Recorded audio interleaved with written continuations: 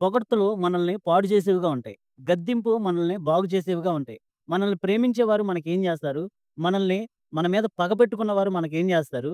తండ్రి తనకిష్టమైన కుమారుడికి ఏం జేస్తాడు? ఒక వ్యక్తి ఆత్మానుసారంగా ఎదగాలనుకుంటే ఏం చెయ్యాలి? Praise the lord. ప్రభు నామంలో అందరికీ శుభము, జయము కలుగును గాక. ఆమేన్. దేవుడు మనకు ఈరోజు ఇచ్చిన వాగ్దానం కీర్తనల గ్రంథం 141 అధ్యాయం 5వ వచనం. నీతిమంతులు నన్ను కొట్టుట నాకు ఉపకారము, వారు నన్ను గద్దించుట నాకు తైలాభిషేకము. అంటే నీతిమంతులు మనల్ని కొట్టడం అంట ఉపకారం అంట. వారు మనల్ని గద్దించడం తైలాభిషేకం అంట. నేను అట్టి అభిషేకమును త్రోసివేయకుందును గాక అని దావీదు గారు అంటున్నారు. అయితే ఒక వ్యక్తి ఆత్మానుసారంగా ఎదగాలనుకుంటే ఆ వ్యక్తి దిద్దుబాటును స్వీకరిస్తాడు. గర్విష్ఠులు దిద్దుబాటుని స్వీకరించలేరు.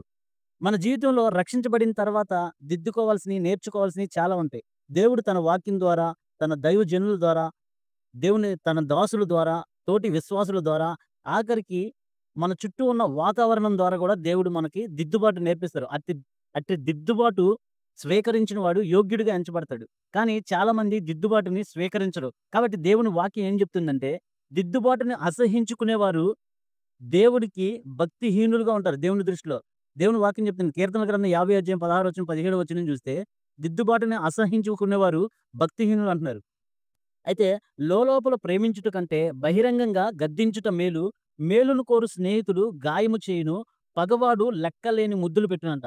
మేలును కోరే స్నేహితుడు గాయాన్ని చేస్తాడు. అంటే ఒక మంచి కోచ్ ఏం చేస్తాడంటే, మనం చేసిన ప్రతి దాన్ని, మనం తిన్న ప్రతి దాన్ని యాక్సెప్ట్ చేయడు.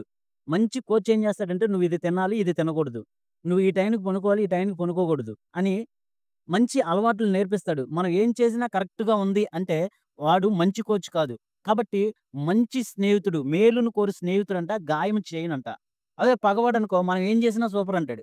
మనం ఏం చేసినా కరెక్ట్ అంటాడు. మనం దొంగతనం చేసినా బాగా చేసావంటాడు. మనం అబద్ధం ఆడినా సరిగ్గా చెప్పావంటాడు. ఏం చేసినా సూపర్ అంటాడు.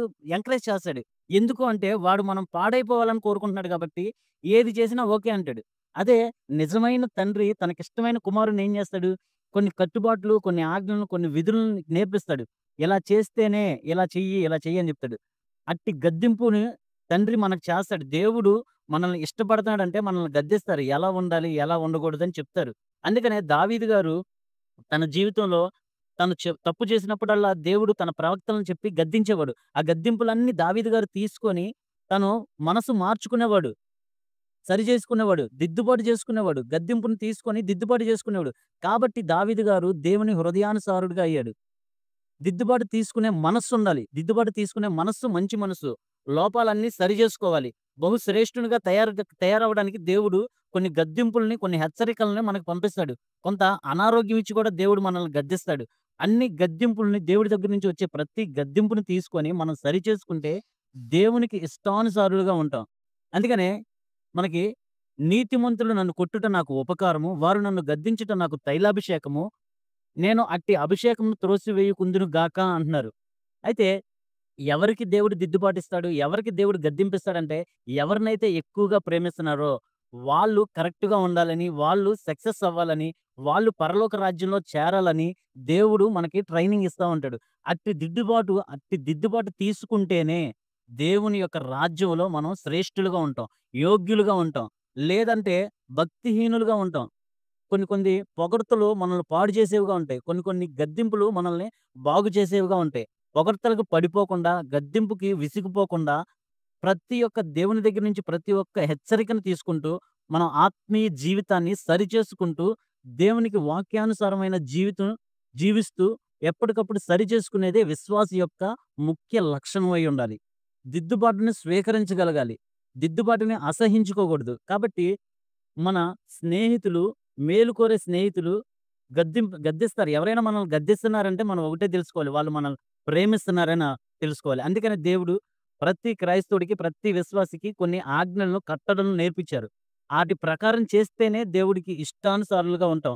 కాబట్టి ఇట్టి గద్దింపుల్ని, దైవజనుల ద్వారా వచ్చే గద్దింపుల్ని, తోటి విశ్వాసుల ద్వారా, వాతావరణం ద్వారా, దేవుడు మనకి కలగజేసే అనారోగ్యం ద్వారా గూడా దేవుడు మనల్ని గద్దిస్తూ ఉంటారు. అట్టి గద్దింపు తైలాభిషేకంగా తీసుకొని మార్చుకుంటూ, మన మనసును మార్చుకుంటూ, దేవునికి ఇష్టానుసారంగా మనం మార్చుకుంటూ ఉంటే, పరలోక రాజ్యంలో మనం శ్రేష్టమైన వారిగా ఉంటాం. యోగ్యమైన వారిగా ఉంటాం. ఇట్టి గద్దింపు దేవుడు మనకిచ్చినప్పుడు మార్చుకునే, దిద్దుబాటు చేసుకునే మనసు మనకుందా? లేదా? అన్నది ఎప్పటికప్పుడు సరిజేసుకోవాలి. ప్రభు ఈ మాటలు దీవించును గాక. ఇట్టి కృప దేవుడు మనకి, మన కుటుంబాలకు దయచేయును గాక. ఆమేన్. Praise the lord. ప్రభు నామంలో అందరికీ శుభము, జయము కలుగును గాక. ఆమేన్.